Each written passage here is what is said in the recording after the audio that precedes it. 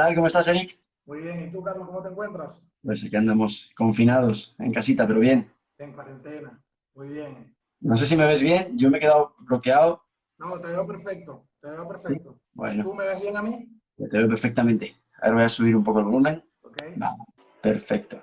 ok, bueno, perfecto. Buenas tardes. Espero quienes nos sintonizan en este momento se encuentren muy bien. Mi nombre es Eric Izaguirre, soy abogado, egresado de la Universidad Metropolitana acá en Caracas, residenciado en Caracas, y soy representante de Building Up acá en Venezuela. Por el otro lado tenemos a nuestro compañero Carlos Cervera. Carlos es abogado español, egresado de la Universidad Carlos III y tuvo la oportunidad de hacer intercambio de un año en la Universidad de Glasgow y bueno, es especialista en Derecho Laboral y Derecho Mercantil con una amplia experiencia. Y bueno, el día de hoy estaremos conversando sobre aspectos jurídicos, políticos en materia laboral y un poco de lo que es el acontecer en estos momentos en España. Y bueno, qué mejor que tener a la compañía de un especialista en materia laboral que nos puede orientar muchísimo más sobre bueno, qué es lo que se está viviendo en este momento, Carlos. Y creo que hay una audiencia que está muy atenta sobre qué está sucediendo en España en este momento y cuál es el futuro, cuál es el porvenir.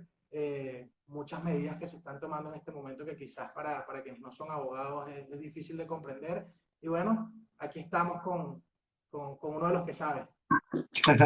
Pues muchas gracias por la presentación.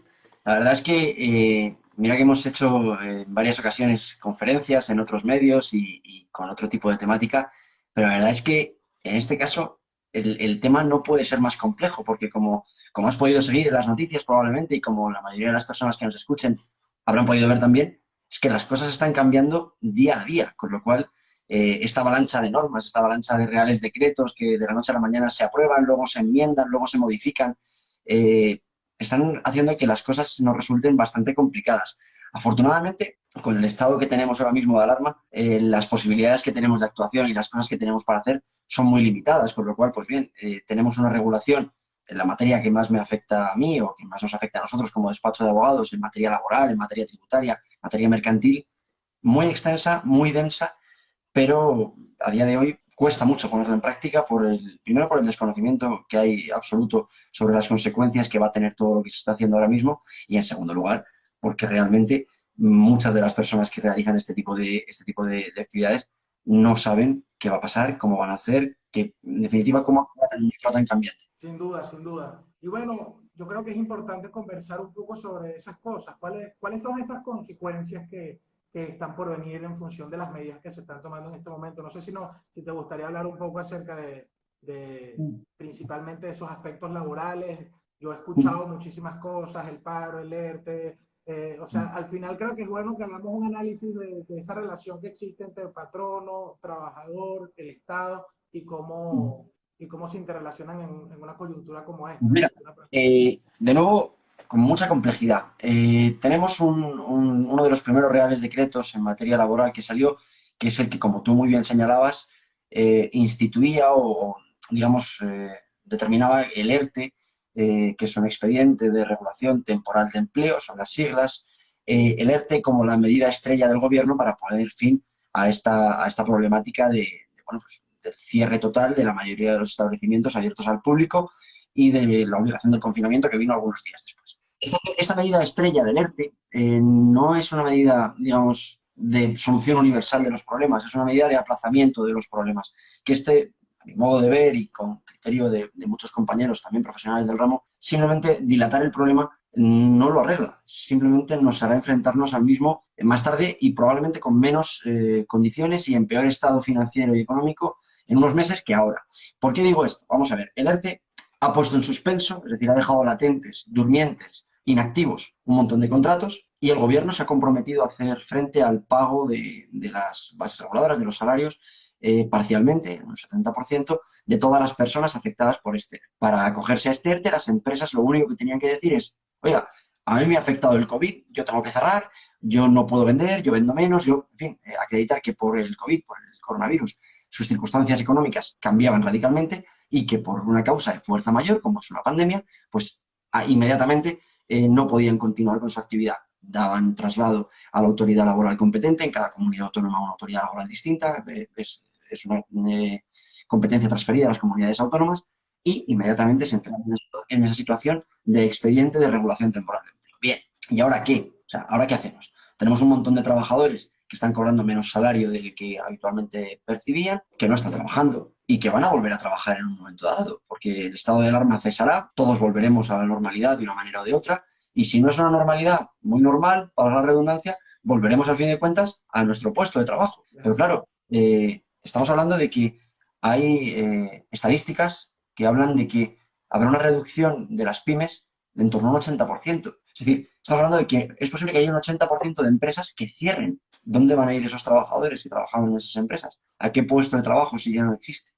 Entonces, estamos dilatando un problema que va a volver y es como un boomerang. Cuando vuelva, tendremos que hacer frente al problema de la vuelta de los egresados de los ERTES. Entonces, no es en absoluto una solución. Es un parche temporal que ha costado muy caro al gobierno porque al fin de cuentas está manteniendo las nóminas abaratadas o recortadas de muchísimos profesionales y que sin embargo no resuelve el problema. Añadidamente a esta medida del expediente de regulación de empleo temporal para todos, con barra libre prácticamente, se añadió una segunda medida aún más polémica a juicio de la mayoría de los profesionales que intervenimos en este sector, y es la prohibición de los despidos. Esto en Venezuela estoy seguro de que os suena. ¿Lo habéis vivido Sí, ya? Pues por supuesto. no quiero entrar en comparaciones con Venezuela todavía, luego si hay tiempo podremos entrar en algunas cosas que se están haciendo acá, Pero pero ¿verdad? es importante hablar del sobreproteccionismo, inclusive en situaciones como esta. Pues es lo que te digo. En este Real Decreto 9/2020, si no me falla la memoria, lo que se decía es, se prohíbe despedir, se prohíbe, digamos, rescindir los contratos laborales a las empresas, bien de manera colectiva, por lo que se denominan expedientes de regulación de empleo, los ERES, bien de manera individual, amparándolo en la causa del COVID. Y dices, pero bueno, vamos a ver, si el virus o la pandemia o la falta de ventas como consecuencia de la pandemia, más bien, ha hecho que mi negocio se vaya a la quiebra, ¿qué hago yo con los trabajadores? Te dice el gobierno, usted póngalos en un ERTE y luego ya veremos.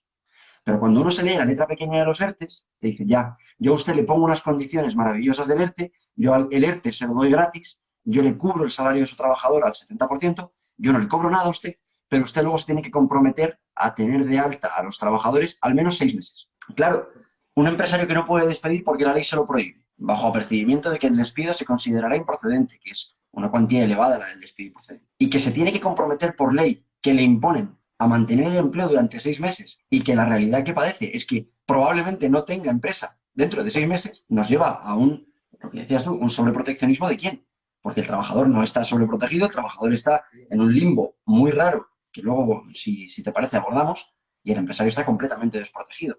Eh, misteriosamente, misteriosamente, todavía no se han alzado demasiadas voces en contra de esto, pero tú dime, bajo tu criterio, desde otra perspectiva internacional, que te obliguen a mantener el empleo durante 6 meses, bajo apercibimiento de que si no lo mantienes, vendrá el Estado a cobrarte todo lo que te ha regalado durante el tiempo que ha estado el trabajador en ese ERTE medio voluntario, medio propuesto que ha establecido el Estado. Es una situación verdaderamente complicada, verdaderamente complicada. Sí, sin duda es una situación complicada que pone en riesgo a muchísimos emprendedores y muchísimos empresarios bueno, que ya en una situación difícil se encontraban llevando a cabo sus negocios y sus emprendimientos. Y ahora, bueno, estamos en una situación, se entiende la situación de la pandemia y creo que es importantísimo uno ponerse en el zapato del trabajador y entender las dificultades de un sostén de hogar, de una familia, pero a su vez es eso de lo que estamos tratando de conseguir, esos equilibrios necesarios no solo para el momento, sino para el futuro, para la sostenibilidad bueno, de una nación en términos económicos y macroeconómicos. Yo, mira, no tengo las recetas de soluciones mágicas, porque si no las habríamos aplicado ya, pero la realidad es que, vamos a ver, si el gobierno está decidido a sostener económicamente a los trabajadores, ¿por qué establece la obligación de tenerlos 6 meses después? ¿Por qué no Claro. hace ese mismo ERTE decir, no, mire, yo no solo dejo en suspenso los contratos de trabajo y le mantengo a usted el vínculo laboral, yo me ocupo de las nóminas, potencialmente, si lo va a hacer. Hacemos una circunstancia asimilada a la protección por desempleo, que aquí en España es amplia y, francamente, no tiene muchas similitudes en Europa, es una protección bastante potente. Lo que decimos es, no se preocupen, yo cubro las nóminas y después de 6 meses ya veremos dónde estamos cada uno. Entonces, todas las medidas que ha adoptado el gobierno en materia de protección del empleo, a lo que conduce es al estrangulamiento casi voluntario del empresario. O sea, el empresario se ve abocado a una serie de situaciones que probablemente la inercia de estos días en los que las decisiones tampoco se toman con la cabeza fría, sino que se toman con la necesidad del momento, se está metiendo en un lío, hablando en plata, que probablemente le pese mucho dentro de unos cuantos meses. Sin duda, sin duda. Y frente a este escenario, ¿qué tenemos que analizar para el empresario? ¿Cuáles pudiesen ser las mejores técnicas para abordar una situación como esta? Recomendaciones desde el punto de vista laboral y jurídico que pudiese tener Carlos. Ujú. Pues mira, no tengo tampoco una varita mágica para darles la solución perfecta. Yo lo que sí que les invito a todos los empresarios que estén en esta situación, que es una situación dramática, que es una situación muy complicada, es que no se dejen arrastrar por ciertas corrientes que se oyen en los medios de comunicación y que se oyen en las ruedas de prensa y que, digamos, que constituyen el saber general o la idea general de lo que hay que hacer en este momento. Oíamos que otra de las medidas estrellas del gobierno para frenar esta crisis consistía en el aval de créditos solicitados por los empresarios. Entonces, Okay. invitaba a los empresarios a solicitar crédito y el Estado se constituye como avalista. Pero tú que eres abogado como yo, sabrás perfectamente cuándo interviene el avalista en un crédito. El avalista Exactamente. interviene cuando ya se ha perdido todo, cuando ya al que ha perdido el Al crédito no le rescate. es ahí donde interviene la balista. Entonces decimos, oiga, sí, muy bien, señor Estado, yo le agradezco mucho que usted intervenga como balista, pero es que si usted tiene que intervenir como balista, es que yo ya estoy arruinado.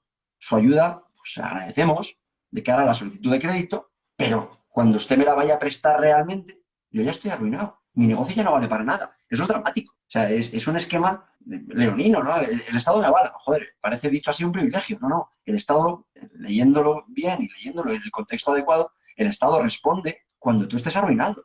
Joder, eso hay que explicarlo bien. Es decir, el Estado va a permitirte, sí, acceder a un crédito, pero el Estado no te va a regalar nada. El Estado no va a responder por ti. El Estado no te va a defender. El Estado lo que va a estar es ahí cuando tú te arruines. Entonces, aquí tenemos digamos, tres partes en la ecuación o tres partes en el engranaje y tenemos, de un lado, el prestamista, el que genera el crédito, el banco, probablemente. De otro lado, el avalista, que es el que responderá de ese crédito, es decir, pagará al prestamista por ese crédito que pide, la tercera parte, que es el empresario. Entonces, el banco presta, que es su negocio. El empresario pide para intentar llevar a cabo su negocio. Pero para qué pide el empresario generalmente? Para pagar a sus trabajadores y Claro. para pagar sus impuestos. Ajá. Para pagar sus impuestos. Es una nómina altísima. Si quieres, entramos luego en materia tributaria. Los impuestos en España son elevados. Bueno, y Entonces, creo que inclusive es pertinente ahorita, en este momento, hablar acerca de cuáles son esos incentivos fiscales que está dando el Estado en este caso, si es que los hay. sí, termino y te digo ahora a continuación. Entonces te decía, en ese momento en el que tenemos un prestamista prestando dinero a una empresa y un avalista figurando como, digamos, responsable subsidiario o segundo responsable de esa deuda que contrae el particular, el empresario. Vamos a ver, el Estado se constituye como avalista para asegurarse el cobro de los impuestos. No hay otra. Para asegurarse que mientras nuestros empresarios, que son los que crean empleo, eso es otro tema que abordaremos después, y me encanta esa paradoja de que el gobierno se arroga la facultad de crear empleo. El empresario recibe crédito para pagar impuestos a su avalista, que es el que le avala. Es verdad, pero si el avalista es el primer interesado en conceder crédito, ¿cómo es posible que el primer interesado sea el que se constituye como aval? O sea, hay un conflicto de interés directo. Si esto lo hiciésemos entre particulares, nos dirían que ni de coña, que es un pacto ilegítimo. Si yo te debo dinero a ti y tú me avalas a mí, ¿cómo estamos configurando la relación mercantil entre nosotros? Si tú eres el primer interesado en ser mi avalista para que yo te pague a ti y luego para poder ejercitar el aval. Me parece una situación de locura absoluta. Pero bueno, esa es la medida estrella del gobierno y es un gran peligro. Entonces, es de lo que tenemos que avisar y de lo que tenemos que comunicar a todas las personas que se encuentren en esta situación. Es cierto que se le ha dado digamos, mucha notoriedad a esa medida de otorgar crédito prácticamente ilimitado, como si el crédito no costase dinero, pero la realidad es que el crédito, uno, habrá que devolverlo, y dos, nuestro avalista únicamente va a responder, nuestro avalista, que es el Estado, únicamente va a responder cuando nosotros ya no podamos hacerlo. Y en ese momento, Eric, esto pasa igual en cualquier lugar de Europa, en cualquier lugar del mundo, cuando uno quiebra y su empresa desaparece, ya da igual quién, porque el que ha perdido todo es el empresario. Con lo cual, mucho cuidado cuando pedimos crédito, mucho cuidado cuando pedimos crédito con estas circunstancias, porque los bancos tienen sus propios análisis de riesgo. Y si un banco no da crédito es porque verdaderamente no cree en la operación y es porque verdaderamente sus expertos en materia de cobros y en materia de gestiones de riesgos han determinado que esa operación o esa inyección de capital no es viable. Por mucho que tengamos al Estado detrás, el Estado no va a intervenir para esto. O sea, ese para mí es el mensaje que tenemos que dejar claro. El Estado no está para pagar nuestras deudas. El Estado va a pagar nuestras deudas al banco. Aquí gana el Estado y gana el banco. En ningún caso gana el particular, que podrá acceder a crédito, pero como cualquier particular podrá acceder a crédito en los bancos. O sea, eso no varía. Sí, pareciera que tenemos una serie de medidas que están arrastrando la arruga, un dicho venezolano, no sé si a lo mejor también hace referencia en España, que significa pasar los problemas hacia más adelante. Eso es. Y creo que es importante este tipo de espacios porque se necesita reflexionar sobre el porvenir y por eso estamos nosotros acá. Mm. ¿Qué tenemos que hablar sobre los autónomos? Yo he tenido la oportunidad de conversar con muchísimos amigos que son venezolanos y se encuentran en España y bueno, es complejo comprender cómo un autónomo hace 2, 3 semanas tenía que seguir pagando su cuota de autónomo independientemente de que en este momento no se encontrara trabajando. Cuál es tu opinión acerca de ese tipo de cosas? ¿Qué medidas se han tomado alrededor de la actividad laboral de los autónomos y cuál pudiese ser el porvenir? Sí, mira, vamos a ver, la mayoría del tejido empresarial español se compone de pequeñas y medianas empresas y dentro de esas llamadas pequeñas y medianas empresas, pymes, la mayoría de ellas son microempresas, es decir, empresas que están compuestas por 1 a 5 trabajadores. Generalmente el trabajo autónomo acá es una cosa muy frecuente. Uno se constituye como autónomo y comienza a hacer sus servicios de cualquier índole. Entonces es un trabajo muy habitual. Esto evidentemente no pasa desapercibido para el gobierno. En la fuente de ingresos que constituimos los autónomos, y me incluyo, que constituimos los autónomos, es muy importante y es mucho dinero mensualmente.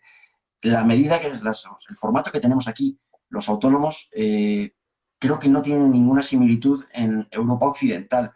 Desconozco lo que ocurre en los países de más reciente incorporación a la Unión Europea, pero sí sé lo que pasa en los de nuestro entorno más cercano. La cuota de autónomos es un disparate. Cualquier autónomo de los que tú puedes conocer, de los que tú hablas, tiene que pagar antes de empezar a trabajar. Es, bueno, el Estado me pide dinero como una ficha, me pide que saque un ticket para poder trabajar y luego me pide que pague los impuestos, pero primero me pide que saque el ticket, si no, no me puedo montar en la noria del trabajo. Entonces, para poder montarme en la noria del trabajo, yo tengo que pagar el ticket. Encima, es un ticket bastante alto. Estamos hablando de que los autónomos societarios, los que tenemos una empresa, estamos pagando por encima de 350 euros mensuales por poder tener una empresa y ser los administradores de la empresa. Eso es una locura. Entonces, luego vienen los demás impuestos, porque además, como autónomos, tenemos que ejercer el rol de recaudadores de IRPF y de recaudadores de impuesto de valor añadido, de IVA. Con lo cual, luego viene trimestralmente el pago de dichos impuestos. Entonces, ¿qué ha hecho el gobierno en esta materia? De nuevo lo mismo, no vamos a cambiar en absoluto la pauta, a aplazar. No le vamos a perdonar ni un céntimo, pero se lo vamos a aplazar. Usted va a pagar lo mismo.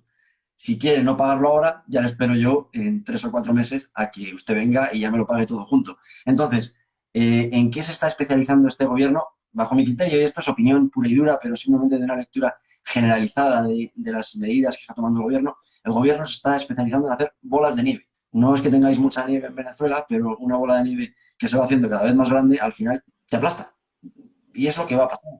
Tristemente, las perspectivas no son muy buenas. El otro día había un rumor en el gobierno a propósito de uno de los sectores más importantes para España, como bien sabes, que es el turismo y que es la hostelería. Se estaba a modo de rumor, ni siquiera era una constatación oficial, ni siquiera había un documento, no nada, que es la reapertura de los establecimientos hosteleros, tanto restaurantes, bares, como incluso la actividad hotelera, los hoteles y establecimientos análogos, se esperaba para Navidad. Bueno, vamos a ver, si somos un país de servicios, ¿cómo podemos destruir con la rumorología, con la duda, con la incertidumbre, con el miedo, lo que nos mantiene como país, que es ser un destino de atractivo turístico y de atractivo de servicios? Pues eso es lo que tenemos. Estamos aplazando de manera sistemática todos los problemas que se nos plantean y atajando muy pocos de ellos, por lo cual creo que el problema va a ser ese. Cuando pase la epidemia, que esperemos que sea en los próximos días y estaremos todos encantados de que terminen estos momentos tan complicados para todos, nos va a venir una crisis económica brutal, pero brutal. España no se caracteriza por tener una industria demasiado consolidada, no tenemos industria pesada, no tenemos materias primas de una calidad como las que podéis tener maltrechamente por vuestras causas también en Venezuela o como las que tienen en otros países de nuestro entorno. Nos quedan los servicios. Si los servicios nos los están castigando de esta forma, es que no nos queda nada como país. El tejido productivo se resiente notabilísimamente. Sí, sin duda. Sin duda, bueno, conversando contigo se evidencia que pareciera que literalmente los problemas se están enviando hacia más adelante y que al final va a existir la situación en donde España vivirá las verdaderas repercusiones de la pandemia y pareciera ser dentro de muy poco. Por Ujú, acá tenemos una pregunta, estar cada día más endeudado por esas ayudas. Exactamente. O sea, el trabajador entiende eso, el patrono ujú, también entiende eso. La situación la respuesta del gobierno pareciera ser endeúdense o paguen ujú, luego o más adelante veremos y no pareciera ujú, existir realmente una respuesta oportuna y atención en una situación tan difícil. ujú. Hay otra medida en materia fiscal que es de esta que se publicita y da vergüenza leer. Da vergüenza leer desde un punto de vista más técnico.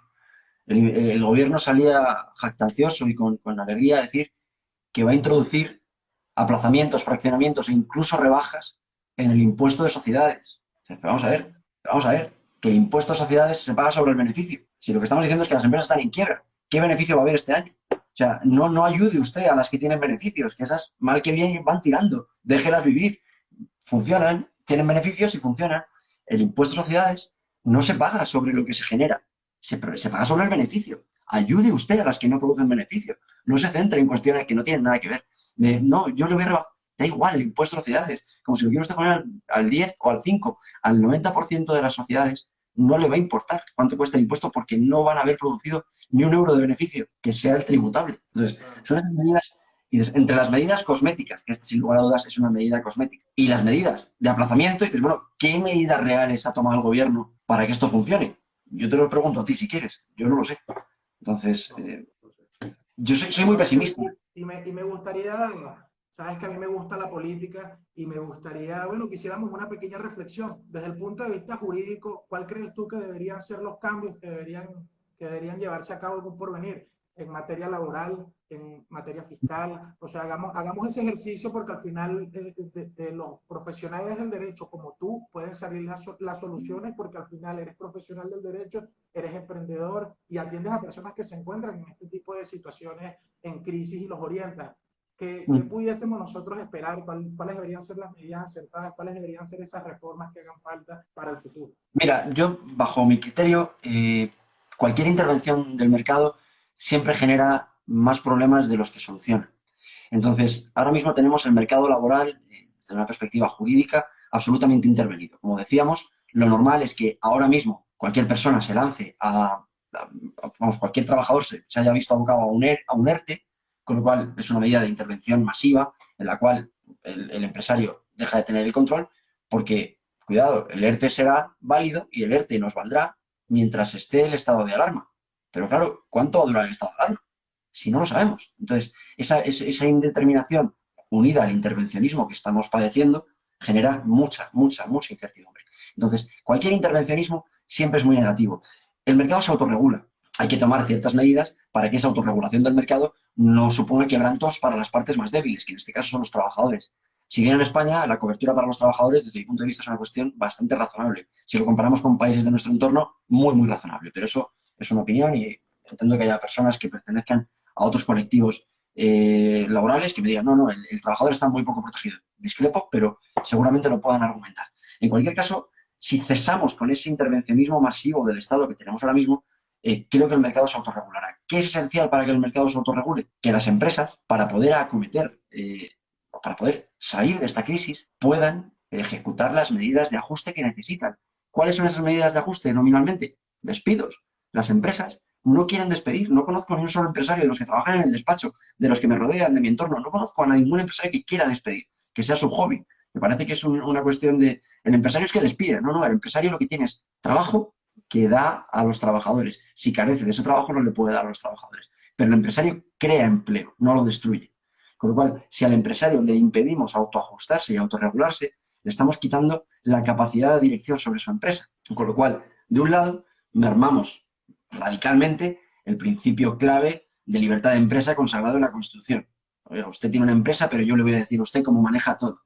Ya le estamos dejando al empresario maniatado. Y en segundo lugar, y no menos importante, le estoy impidiendo recuperarse de una manera razonable. Oiga, usted despida, a 3 personas para poder mantener el empleo de 30, o despida a 10 para mantener el empleo de otras 10. No entremos en cuantificar, pero permitamos que el empresario, que es quien conoce el negocio y quien conoce su sector, lleve a cabo las medidas de ajuste. Veíamos el otro día, y esto es probablemente de mañana, saldrá el BOE firmado, no sé si salió incluso hoy, no me ha dado tiempo a verlo, estamos regulando también el precio de venta de los productos sanitarios. Creo que la cuestión de regular precios también te puede sonar cercana a ti, persona. Ya lo han salido diciendo varias asociaciones de farmacias. Regular precios, lo único que genera es mercado negro. No ayuda. Si hay una alta demanda, las reglas del mercado nos dicen que ante una alta demanda se produce un incremento del precio. Es lógico, es normal. Es que el mercado es así. Entonces, cualquier intervencionismo de esta categoría en el mercado lo que va a generar son disfunciones que se irán paliando, que se irán adaptando en los meses sucesivos. Pero me parece clave que el gobierno entienda que el mercado se ajusta y que el gobierno tiene que ser el garante último de que no haya indefensión en las partes más vulnerables de la sociedad y que esas partes estén bien representadas. Pero si el gobierno lo que tiene que hacer es repartir mascarillas y las tiene que dar gratis a la población porque consideran que es una medida esencial, yo lo desconozco, no soy médico, pero si el gobierno considera que es esencial dar mascarillas, que las provea de forma gratuita. No que se dedique a limitar los precios a cada uno de los operadores privados para decirle al empresario a cuánto puede vender, a cuánto puede comprar, a quién le puede comprar, qué mascarilla es. Eso no le compete al Estado. Si el Estado considera que eso es una medida esencial y que la mascarilla es un bien de primera necesidad, que la dé gratis a todos. Que establezca centros donde se dispensen mascarillas. Y pongo este ejemplo. Si el Estado considera que los geles estos de alcohol son esenciales, que los provea. Si lo que estamos diciendo es muy simple. Si es esencial, que lo provea el Estado. Y si no es esencial, no hace falta que el gobierno intervenga esos precios. Es ridículo. Sí, sí, bueno, y una de las grandes cosas que vemos frente a esta situación de pandemia es que los regímenes, de una u otra forma, que son regímenes más autoritarios o esos gobiernos que tienen una visión un poco más autoritaria, están empezando a tomar este tipo de medidas y este tipo de acciones en donde pareciera que fuese gestión pública, pero se están apalancando del banquero, se están apalancando del trabajador, se están apalancando del empresario y al final no vemos realmente una acción por parte del gobierno en la búsqueda de soluciones en esta situación.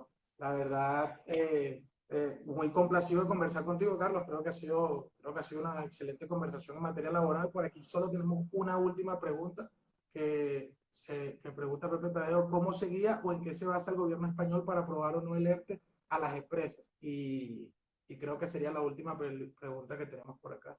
¿En qué se basa el Estado español? Vamos a ver, el Estado español lo que hace es, si concurren circunstancias digamos, de fuerza mayor, lo que hace el gobierno es que inmediatamente permite a las empresas acogerse al mecanismo excepcional del ERTE de fuerza mayor que garantiza, uno, la suspensión de todos los contratos de trabajo y dos, el pago por parte del gobierno, por parte del Servicio de Desempleo, de un 70% de la base de cotización del trabajador, con lo cual se suspende la obligación recíproca por parte del empresario y del trabajador de prestar trabajo y de prestar salario, el gobierno interviene y paga un 70% de esa nómina y el trabajador se queda en una especie de limbo durmiente durante un tiempo hasta que cese este estado de alarma. No es una circunstancia sobrevenida, ya digo, o sea, únicamente con la causa única es el estado de alarma y la fuerza mayor que concurre por la presencia de esta pandemia. Perfecto, Carlos, perfecto. Bueno, muchísimas gracias, Carlos. Ya hemos llegado al límite de nuestro tiempo y ha sido una excelente conversación. La verdad, muy agradecido contigo, con el equipo de Quality Lawyers que sabemos que están haciendo un excelente trabajo y están prestando en esta situación tan difícil, inclusive sus servicios. Y bueno, acá le comentamos a nuestros usuarios que pueden seguir las redes sociales de Carlos. Si tienen alguna otra pregunta, pueden hacérnoslas llegar por el DM, que con gusto estaremos realizando algunas infografías para que puedan, para poder responderle a cada uno de ustedes. Entonces, bueno, muchísimas gracias, Carlos, y estamos atentos a algún otro contacto. Perfecto, muchas gracias, Eric. Ha sido un placer conversar contigo y nada, estamos a vuestra disposición cuando queráis. Os hago una última recomendación que tenía aquí preparada. Tengo este libro maravilloso, se llama Los enemigos del comercio, no sé si lo podéis ver. Sí, sí, Libro maravilloso que explica perfectamente todo lo que está pasando desde una perspectiva histórica y es exactamente punto por punto a lo que se va a enfrentar la sociedad en los próximos días. Es un libro que hace un análisis económico desde los tiempos de la antigua Roma hasta el presente. Paso por Excelente. lo que ocurrirá. Es un vaticinio maravilloso. O sea Gracias. que dejo esa recomendación y mi agradecimiento por esta charla. Gracias por la recomendación y bueno, ya luego comentaremos el libro. Muchísimas gracias, Carlos. Hasta ahora. Hasta luego. Y bueno, muchísimas gracias a todos los que se conectaron el día de hoy. Paso por acá para comentarles adicionalmente que el día de mañana tendremos a Alejandro Mora y a Juan Carlos Martínez, profesor del IE, quien hablará sobre las perspectivas económicas y geopolíticas frente a esta situación. Espero haya sido de su agrado la, la entrevista o la conversación con Carlos y bueno, estamos atentos a cualquier pregunta que tengan, que nos puedan hacer llegar por el DM. Muchísimas gracias y esperamos poder seguir ofreciéndole información valiosa. Un saludo a todos y cuídense mucho.